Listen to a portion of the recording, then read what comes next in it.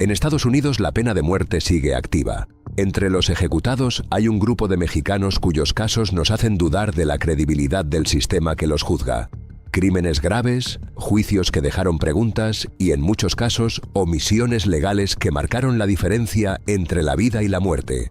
Este recorrido no busca justificar ni condenar, solo contar lo que pasó. Hechos reales que terminaron de una sola manera, con la ejecución. Roberto Moreno Ramos era un hombre que llevaba dos vidas al mismo tiempo. Por fuera, padre de familia, vecino tranquilo y trabajador de empleos modestos en el sur de Texas. Por dentro, alguien atrapado en mentiras que habían crecido hasta convertirse en un problema imposible de manejar. La fachada se desmoronó un viernes de febrero de 1992, cuando decidió acabar con su esposa y sus dos hijos, Abigail y Jonathan, de 7 y 3 años. Nadie vio venir la violencia. Nadie sospechaba que la tranquilidad de Progreso, un pequeño pueblo del condado de Hidalgo, podía ocultar un horror semejante. Esa mañana, su esposa estaba concentrada en sus tareas. Los niños jugaban como cualquier día. Y de repente, la rutina se rompió. Ramos actuó con rapidez y precisión que no dejaron tiempo para gritos ni resistencia. Un mazo de trineo fue suficiente. Leticia no tuvo oportunidad de reaccionar. Luego, los niños. Abigail comprendió que algo iba mal. La inmovilizó, le cubrió la boca, y el ataque se completó en minutos. Jonathan, demasiado pequeño para entender, fue la víctima más vulnerable. La casa quedó en silencio absoluto. Después, Ramos cavó un hueco bajo el baño, ocultó los cuerpos y embaldosó la superficie. Guardó ropa, juguetes y recuerdos en el ático. Durante el fin de semana, mantuvo la rutina. Explicó a la iglesia que la familia se mudaba, a los vecinos que habían viajado a Austin o San Antonio. 3 días después, se casó con Marisa Robledo, quien ignoraba completamente la presencia de los cuerpos bajo el piso de su nueva casa. Todo parecía normal. Nadie sospechó hasta que la familia de Leticia, desconfiada, insistió en buscar respuestas. La policía comenzó a notar inconsistencias. Ramos cambiaba su versión constantemente, primero alegando viajes, luego accidentes, mentiras imposibles de sostener. Finalmente, el 6 de abril de 1992 se otorgó la orden de registro. Lo que los agentes encontraron desmoronó toda explicación. Manchas secas de sangre, ropa y juguetes escondidos, y bajo las baldosas del baño, los restos de Leticia y sus hijos. La mentira de Ramos había terminado. Fue detenido y no hubo más manera de revertirlo. Ramos tenía 38 años, mexicano de nacimiento, con antecedentes de violencia doméstica y relaciones complejas. La relación con Leticia estaba marcada por tensiones y deterioro, y la aparición de Marisa Robledo solo aceleró la decisión de cometer lo impensable. El juicio, en 1993, fue intenso. La fiscalía presentó un caso sólido, con testimonios de peritos y agentes que descubrieron la fosa y los objetos ocultos. Se destacó la frialdad de Ramos, se casó y mudó a su nueva esposa a la misma casa donde habían sido enterradas sus víctimas. La defensa apenas intentó desviar la culpa hacia terceros y no presentó argumentos atenuantes durante la fase de castigo. Los peritos fueron claros. Las heridas y la escena indicaban un ataque deliberado, directo y brutal. El jurado declaró culpable a Ramos de asesinato capital y el juez dictó pena de muerte. Desde 1993 pasó 25 años en el corredor de la muerte de Texas, aislamiento casi total, contacto mínimo con otros internos, viviendo cada día bajo la rutina estricta de Death Row. Durante ese tiempo, su defensa presentó múltiples apelaciones, alegando problemas mentales, abusos en la infancia y supuestas irregularidades legales. Algunos organismos internacionales cuestionaron si se había respetado su derecho a una defensa adecuada, pero ninguna apelación prosperó. Finalmente, la ejecución se realizó el 14 de noviembre de 2018 mediante inyección letal. Ramos pasó sus últimas horas en la celda esperando un fallo que nunca cambió. Afuera no hubo protestas ni manifestaciones multitudinarias. Para la familia de Leticia, era el cierre de un capítulo de más de 25 años, aunque la pérdida nunca podría repararse. Humberto Leal García llevaba 16 años esperando en el corredor de la muerte en Texas, cuando su nombre volvió a sonar en titulares internacionales. La acusación que pendía sobre él no era menor: secuestro, agresión sexual y asesinato de una adolescente de 16 años. Adria Sauceda, en San Antonio, en mayo de 1994. Una noche que comenzó como una fiesta, terminó en un crimen que nadie podría olvidar. Era sábado 21 de mayo. La ciudad dormía con sus luces tenues y el calor de Texas cubriendo las calles. En Vincent Street, varios jóvenes estaban en una fiesta improvisada, entre música y alcohol. Adria, buscando pasar un rato, comenzó a sentirse mal y Leal apareció ofreciéndose a llevarla a casa. Nadie sospechaba que ese acto de ayuda era el inicio de algo mucho más oscuro. Leal no la llevó a casa. Condujo hacia un descampado aislado, un lugar donde nadie podría verlos. Allí, sin mediar palabra, la atacó con brutalidad. Un pedazo de asfalto golpeó su cabeza, causando heridas devastadoras. Adria trató de defenderse. Sus manos mostraban arañazos y signos de lucha desesperada, pero nada bastó. Leal continuó con un palo de madera, causando más lesiones internas, y la mordió en cuello y pecho. La dejó tendida, desnuda y sangrando, mientras él regresaba a su auto y se marchaba, dejando que la adolescente muriera sola bajo el cielo inmóvil de Texas. Al amanecer, un transeúnte encontró el cuerpo entre la maleza. La escena impactó a los oficiales. Signos claros de agresión sexual, múltiples golpes y el fragmento de asfalto al lado del cuerpo. Las huellas, marcas de neumáticos y rastros de aceite guiaron a la policía rápidamente hacia Humberto Leal. Cuando lo interrogaron, su relato cambió varias veces. Primero negó estar con Adria, luego admitió haberla llevado en su auto, intentando presentarlo como un accidente. Su comportamiento era errático, pasando de la calma a la confusión. Pero la evidencia hablaba por sí sola. Fibras y cabellos en el auto, sangre y tejido humano en su ropa, huellas de arrastre. Ya no había vuelta atrás. Leal había nacido en México en 1973 y había llegado a Estados Unidos siendo niño. Creció en San Antonio en un hogar trabajador y sin antecedentes visibles de violencia extrema. La noche del crimen no hubo una conexión previa con la víctima. Simplemente, una joven vulnerable confió en él y eso fue suficiente para que se desatara la violencia. Psicólogos posteriores no lo catalogaron como un asesino en serie, sino como un joven que cruzó todos los límites en un momento de furia descontrolada. El juicio comenzó en julio de 1995. La fiscalía presentó pruebas contundentes, ADN, fibras, marcas de mordeduras, rasguños defensivos y testimonios de testigos de la fiesta. Todo apuntaba a una conclusión. Leal había secuestrado, violado y asesinado a Adria. La defensa intentó alegar que actuó bajo el efecto del alcohol y sin intención de matar, pero la brutalidad del ataque no dejaba margen para dudas. El jurado lo declaró culpable y semanas después determinó que debía recibir la pena de muerte. Durante 16 años, Leal permaneció en death row. Apelaciones, recursos legales y disputas internacionales marcaron su espera. La omisión de asistencia consular tras su arresto llevó a que el caso se convirtiera en un conflicto diplomático, con la Corte Internacional de Justicia y la ONU involucradas. Ninguna instancia logró frenar la ejecución.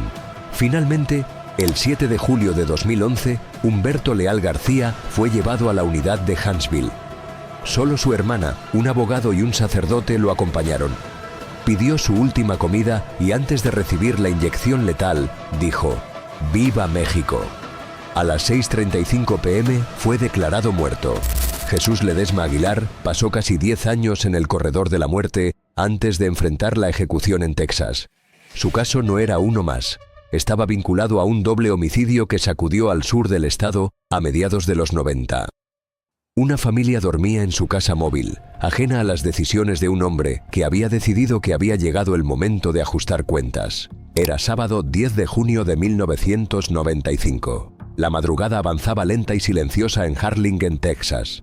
En un parque de casas móviles, Annette y Leonardo Chávez dormían junto a sus dos hijos, Leo de 9 años y Lincoln de apenas 22 meses. Nada parecía fuera de lugar. Afuera, Jesús Ledesma Aguilar y su sobrino Christopher Quiroz, ambos ebrios y con un revólver calibre 22 entre ellos, se preparaban para algo que cambiaría vidas para siempre. Lo que parecía una noche más terminó en un acto de violencia fría y premeditada. La puerta se abrió, los disparos cortaron la calma del vecindario. Leonardo intentó levantarse, pero una bala atravesó su cabeza y lo dejó inmóvil. Annette apenas tuvo oportunidad de reaccionar cuando Aguilar apuntó y disparó, acabando con su vida frente a su hijo mayor, quien se escondió bajo la mesa y vio todo sin poder intervenir. Lincoln, el menor, ni siquiera despertó. Cuando los hombres salieron de la casa, dejaron detrás de sí un silencio absoluto y cuerpos que jamás volverían a moverse. El testigo clave fue Leo Jr., de 9 años, cuya memoria sería decisiva. Identificó con precisión a Aguilar y a su sobrino en fotografías presentadas por la policía. Esa identificación, junto con las pruebas balísticas y el trasfondo de amenazas, consolidó la investigación. No había margen para dudas. Jesús Ledesma Aguilar tenía un historial previo de violencia. En 1983 había disparado a un oficial, recibiendo 8 años de prisión. La violencia no era nueva para él. La impulsividad formaba parte de su conducta. En el juicio, que comenzó en la primavera de 1996 en el condado de Cameron, la fiscalía presentó un caso sólido. El testimonio de Leo, la evidencia del arma y la documentación de las amenazas previas mostraron un cuadro difícil de refutar. La defensa intentó cuestionar la credibilidad del niño y negar la presencia de Aguilar, pero las piezas del caso eran coherentes y contundentes. El jurado determinó que se trataba de un asesinato capital. 2 vidas perdidas, violencia extrema y premeditación. 5 días después, la pena de muerte fue ratificada por el juez. Mientras tanto, Christopher Quiroz, su sobrino, recibió cadena perpetua. El ingreso al corredor de la muerte marcó el inicio de casi una década en confinamiento extremo. Primero en Ellis Unit, luego en Alan B. Polunsky Unit, Aguilar pasó sus días bajo vigilancia estricta, con reportes constantes de conductas agresivas y vínculos con la pandilla Texas Syndicate. Presentó apelaciones estatales y federales, desafiando cada decisión, pero ninguna prosperó. Cada intento legal fallido lo acercaba más a la fecha final. El 24 de mayo de 2006, Jesús Ledesma Aguilar fue llevado a la cámara de ejecución en la unidad Huntsville. No hubo familiares, solo su asesor espiritual. Rechazó la presencia del capellán y pasó sus últimas horas en silencio. Cuando le pidieron sus últimas palabras, se dirigió al testigo de su crimen, el niño que ahora tenía 20 años, preguntando por él y mezclando español e inglés en un tono desafiante. No hubo respuesta. A las 6:32 p.m. comenzó la inyección letal y 10 minutos después fue declarado muerto. Su cuerpo fue enterrado en el cementerio oficial de la prisión. El caso de Jesús Ledesma Aguilar deja una imagen clara. La violencia puede ser un camino elegido por orgullo, venganza o impulsividad, pero sus víctimas no siempre son quienes la provocaron. Edgar Arias Tamayo pasó 20 años en el corredor de la muerte antes de enfrentar su ejecución en Texas. Todo comenzó la madrugada del 31 de enero de 1994 en Houston. Una patrulla, un oficial joven y un par de hombres ebrios que parecían inofensivos. Nadie sospechaba que aquella noche terminaría con un asesinato que dejaría una huella imborrable en la comunidad policial. El oficial Guy Patrick Gaddis, de 24 años, patrullaba la zona suroeste de la ciudad. Recién casado, con un hijo en camino, tenía toda la vida por delante. Cerca de la medianoche, un hombre corrió hacia su vehículo denunciando un robo. Gaddis se acercó al Topaz Nightclub, un bar conocido por problemas recurrentes, y encontró a Edgar Tamayo y su compañero Jesús Sarco Mendoza. Tamayo llevaba consigo un reloj que acababa de robar. Lo esposaron y lo subieron al asiento trasero del patrullero, separados por el plexiglas.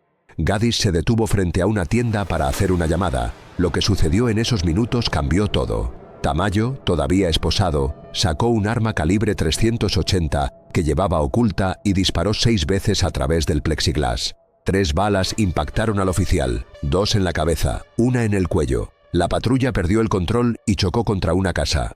Mendoza quedó inconsciente y Tamayo salió del vehículo con el reloj y el collar de la víctima. La escena estaba cubierta de sangre y casquillos, un crimen directo y brutal. Los investigadores encontraron el arma en el asiento trasero. Para la policía, el caso parecía cerrado, pero la historia apenas comenzaba. Tamayo confesó durante el interrogatorio, justificando su acción por enojo hacia Gaddis. Lo que él no sabía era que esa declaración, hecha sin abogado y sin acceso a su consulado, abriría un conflicto legal que atravesaría 2 décadas. Edgar Tamayo era un mexicano de 26 años, jornalero, que había cruzado ilegalmente a Texas buscando trabajo. Su vida estaba marcada por trabajos temporales, problemas legales menores y consumo de alcohol. No había antecedentes de violencia dirigida hacia Gaddis ni motivos personales. La tragedia surgió de una decisión: llevar un arma y usarla. Esa decisión lo llevó directo al corredor de la muerte. El juicio comenzó en 1994. El testimonio de Mendoza describió cada detalle del disparo, cómo Tamayo apuntó a través del plexiglas, los movimientos en el asiento trasero, la confesión susurrada.